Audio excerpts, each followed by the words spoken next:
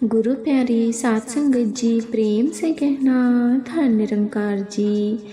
सात संगत, आशा करती हूँ सतगुरु माता जी की कृपा से आप सभी अच्छे होंगे। सात संगत, आज मैं आप सभी के लिए एक नई साखी लेकर आई हूँ सात संगत।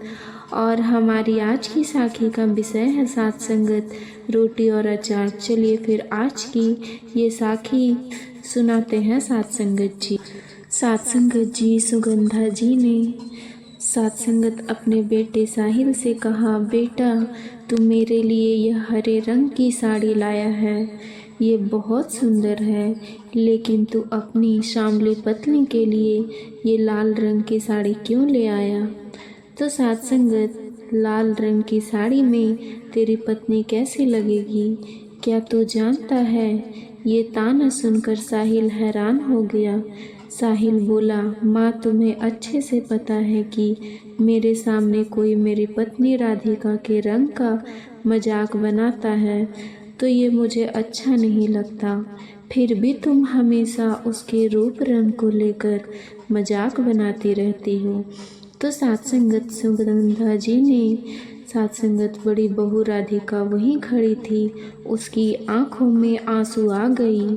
सात संगत, उसकी सासू माँ सुगंधा जी बहुत सुंदर थी, तो वह अपनी बहू की सुंदर सात संगत जी तो वो अपनी बहू भी सुंदर लाना चाहती थी, लेकिन सात संगत साहिल ने अपने ही साथ में सात संगत काम करने वाली राधिका को पसंद कर लिया, तो वह उससे शादी के लिए इजाज़त करने लगा।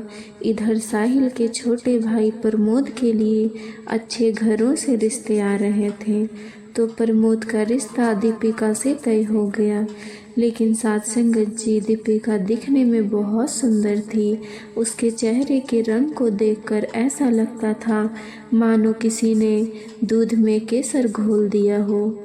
सुगंधा जी तो दीपिका को देखते ही उसे बहू बनाने का मन बना चुकी थी, लेकिन सात संगत जी रिश्ता तय होने के बाद भी शादी की तारीख तय नहीं हो पा रही थी। सात संगत, क्योंकि सुगंधा जी चाहती थी कि उनके बेटे की शादी एक ही मंडप में हो, लेकिन लाख समझाने के बावजूद भी सात संगत अपनी यही इजाज़त पे अड़ा रहा। सात संगत जी थक हार कर सुगंधा जी को राधिका को ही अपनी बड़ी बहू बनाना पड़ा, लेकिन उसके मन में एक कसक सी रह गई थी। अब वो बात बात में राधिका से इसका बदला लेती थी। सात संगत, जब साहिल ने देखा कि राधिका की आंखों में आंसू है तो वह अपनी माँ से बोला, देखो माँ, राधिका को लाल रंग बहुत पसंद है और ये रंग उस पर खिलता है, तुम परेशान मत हो, तुम ये हरे रंग की साड़ी और ये साड़ी दीपिका के लिए है। सात संगत, नीले रंग की साड़ी को देखकर सुगंधा जी खुश होकर कहने लगी, ये साड़ी तो दीपिका पर बहुत सुंदर लगेगी।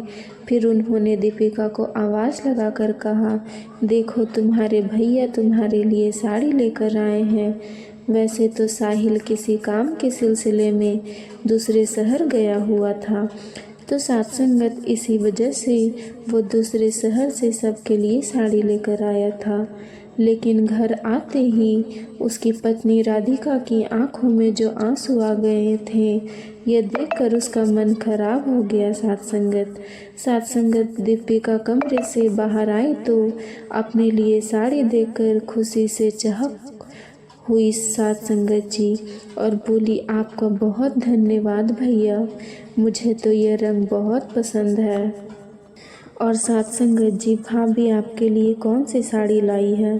तो साहिल कहने लगा, ये लाल रंग की साड़ी। तो दीपिका खुश होकर बोली, भाभी हम तीनों त्योहार के दिन यह साड़ी पहनकर घूमने चलेंगे।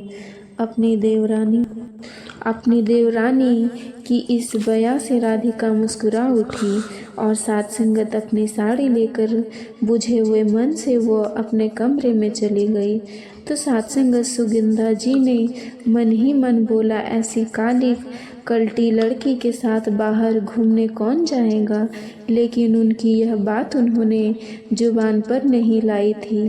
तो सत्संगत जी, जब राधिका अपने कमरे में गई तो उसके आंसू भी तेजी से बहने लगे। साहिल को बुरा लगा कि उसकी माँ ने उसके सामने ही उसकी पत्नी को अपमानित कर दिया। तो साहिल ने सोचा कि मेरे पीठ पीछे तो ना जाने मेरी माँ क्या करती होगी। बात भी बिल्कुल सही थी। जब साहिल घर पर नहीं होता था तो सुगंधा जी अपनी बहू को खूब खरी खोटी सुनाती थी कि तू मेरे बेटे के लायक नहीं थी। मेरे इतने सुंदर लड़के को ना जाने तूने क्या खिलाकर अपनी तरफ कर लिया। तो सत्संगत जो उसे तेरे जैसी काली लड़की पसंद आ गई। सुबह सुबह अगर गलती से भी राधिका सास के सामने आ जाती थी तो सुगंधा जी आंखें बंद करके बोलती थी कि सुबह सवेरे तेरे मनहूस का चेहरा देख लिया, ना जाने अब दिन कैसा बीतेगा। तो सत्संगत सास की ये कड़वी बातें सुनकर राधिका सास से दूर रहने लगी थी। हालांकि उसकी शादी तो अभी 2 महीने ही हुए थे, लेकिन उस बेचारी का चेहरा एकदम उतर गया था। तो सत्संगत जी, मनपसंद जीवन साथी चुनने की उसने बहुत बड़ी कीमत चुकानी थी। घर में उसकी कोई इज्जत नहीं थी सत्संगत। हालांकि घर के बाकी लोग उसको प्यार से उसके साथ व्यवहार करते थे, लेकिन सास की वजह से उसका मन खराब हो जाता था। बचपन से ही राधिका के माँ बाप ने उसे खूब प्यार देकर बड़ा किया। कभी भी सत्संगत जी उसको लेकर अंदर आत्मविश्वास की कोई कमी नहीं आई थी सत्संगत। तो सत्संगत अच्छे व्यवहार से राधिका किसी का भी दिल जीत जाती थी, लेकिन यहाँ हर पल उसकी सास उसे नीचा दिखाती थी। दोनों भाइयों की शादी एक ही मंडप में हुई थी सत्संगत। दोनों बहुएं एक साथ ससुराल में आई थी। सुगंधा जी छोटी बहू पर प्यार लुटाती थी और बड़ी बहू को पूछती भी नहीं थी। तो सत्संगत बड़ी बहू राधिका को ये भेदभाव साफ नज़र आता था। वो सोचती थी कि मेरी देवरानी सुंदर है और उसका व्यवहार भी अच्छा है, लेकिन इसका मतलब यह तो नहीं कि मेरा रंग गोरा नहीं है तो मैं अच्छी नहीं हूँ। तो सत्संगत जी, माँ जी मुझे इतने ताने मारती है। खैर, समय तेजी से बीतते जा रहा था। इसी बीच एक दिन साहिल और राधिका ऑफिस से घर आए तो साहिल ने सभी को बताया कि हम दोनों को ऑफिस की तरफ से विदेश भेजा जा रहा है, 2 महीने में वहीं रहना है। तो सत्संगत उसके बाद हमारा प्रमोशन हो जाएगा। ये सुनकर प्रमोद और दीपिका खुश हो गए। वो उन दोनों को बधाई देने लगे, लेकिन सुगंधा जी के चेहरे पर कोई ज़्यादा खुशी नहीं आई। लेकिन साहिल को थोड़ा अच्छा लग रहा था कि उसकी पत्नी इतने दिनों से परेशान रहती थी, अब वो अपनी माँ की यानी कि उसकी सास के ताने से कुछ दिनों के लिए दूर रहेगी। तो सत्संगत जी शायद फिर से खुश रहेगी, लेकिन समस्या का हल ये नहीं था। उसे कभी कभी घुटन होती थी सत्संगत। वो सोचता था कि लाख समझाने के बाद भी मेरी माँ मेरे पत्नी के रंग को लेकर उसे ताने मारती है।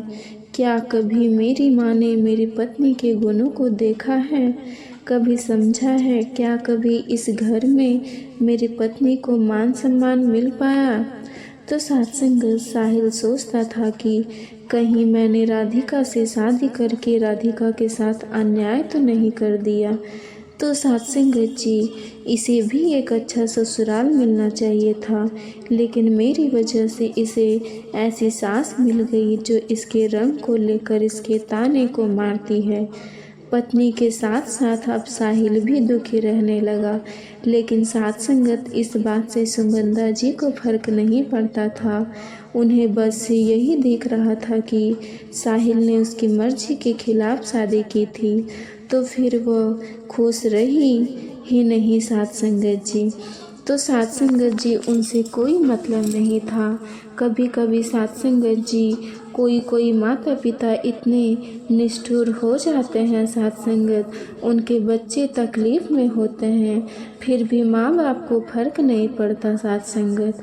सुगंधा जी अपनी दोनों बहुओं में भेदभाव करके सत्संगत जी दोनों बहुओं में भेदभाव करके घर का माहौल ख़राब हो रही थी। तो सत्संगत जी दीपिका अपनी जेठानी की बहुत इज्जत करती थी। सत्संगत उसके साथ बहुत प्यार से रहती थी। लेकिन कहते हैं ना कि अगर ज़िंदगी में बुरी चीज़ होती है तो उस पर ज़्यादा ध्यान नहीं जाता सत्संगत, अच्छी चीज़ पर ज़्यादा ध्यान नहीं जाता।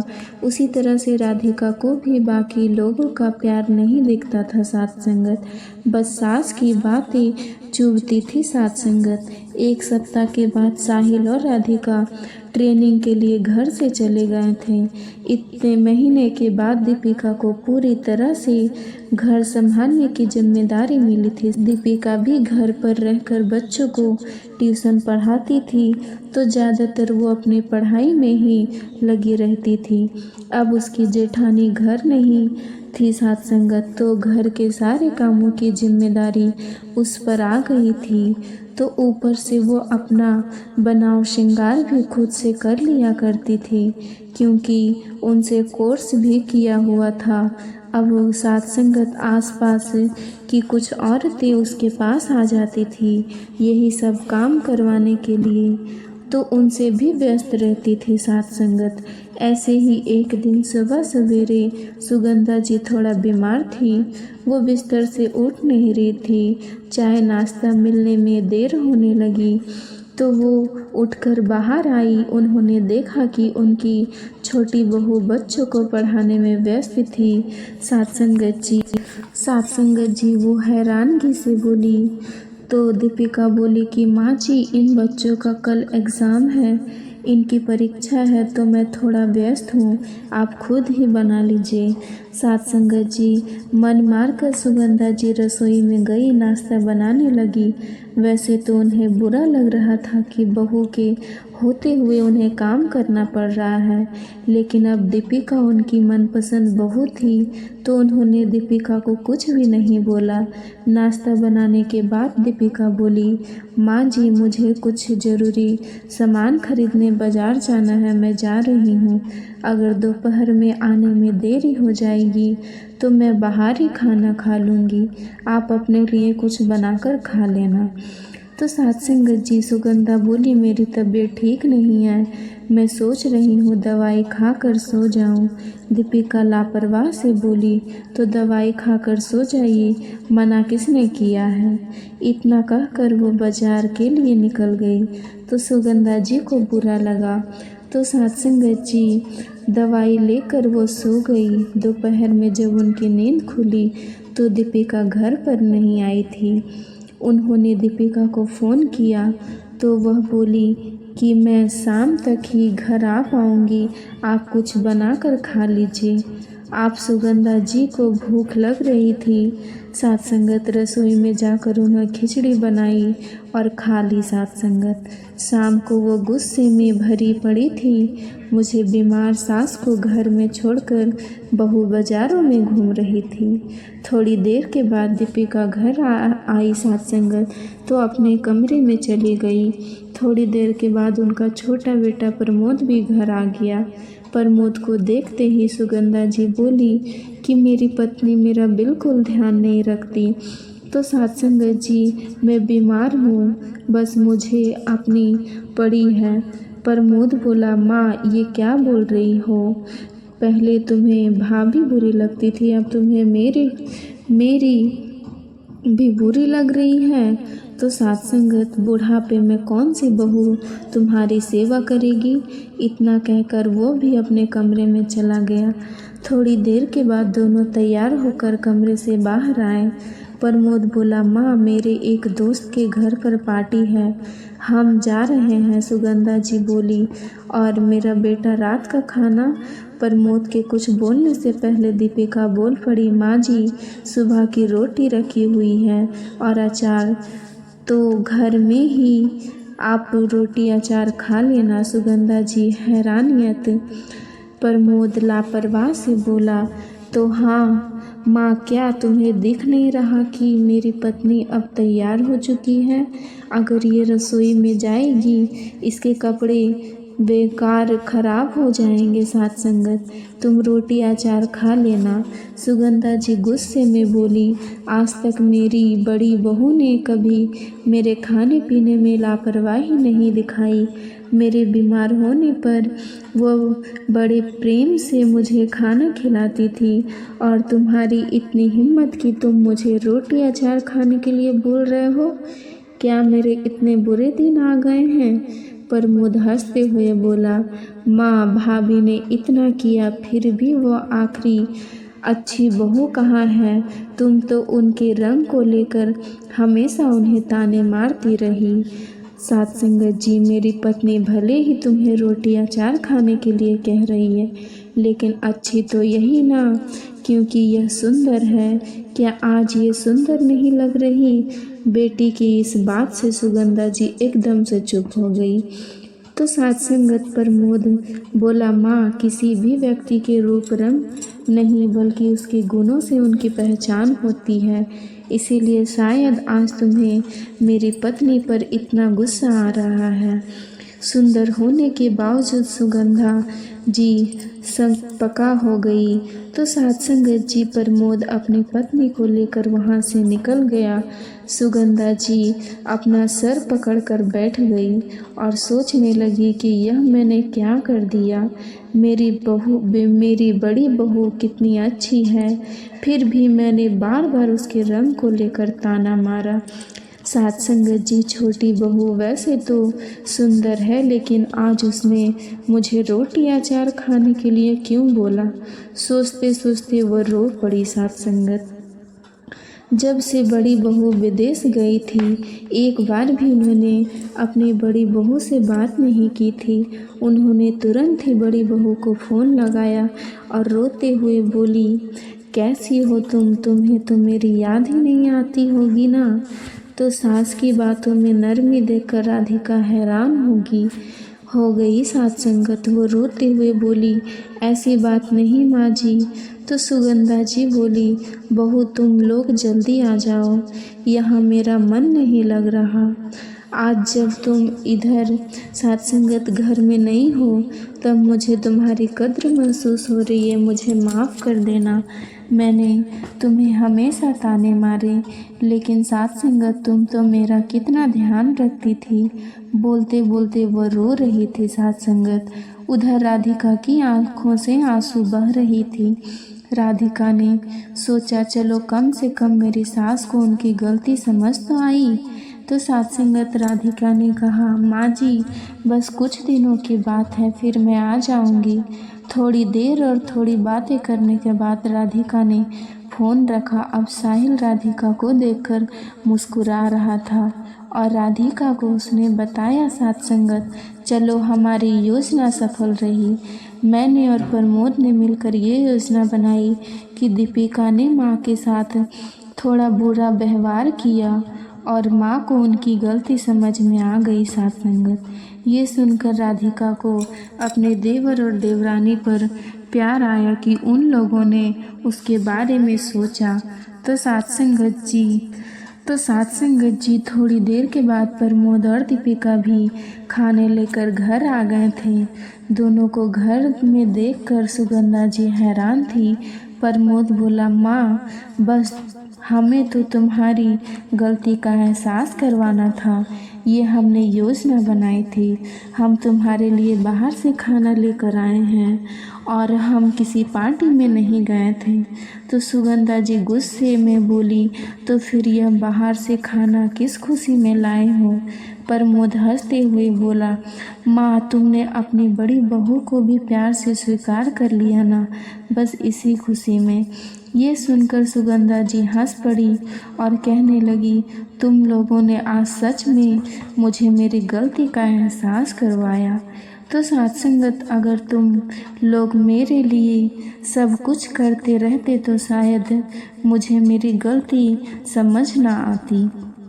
तो साथ संगत उसके बाद वह तीनों हंसी खुशी से मिलकर खाना खाने लगी। साथ संगत जी, जिस घर में प्रमोद और दीपिका जैसा बेटा बहू हो तो परिवार को जोड़कर रखने के लिए इतनी कोशिश करे, वह परिवार तो कभी भी टूट नहीं सकता। अगर आज की यह साखी आपको अच्छी लगी हो, वीडियो को लाइक शेयर ज़रूर करिएगा। आप सभी से फिर से मुलाकात ज़रूर होगी नई साखी के साथ। साथ संगत जी, प्यार से कहना जी, धन निरंकार जी।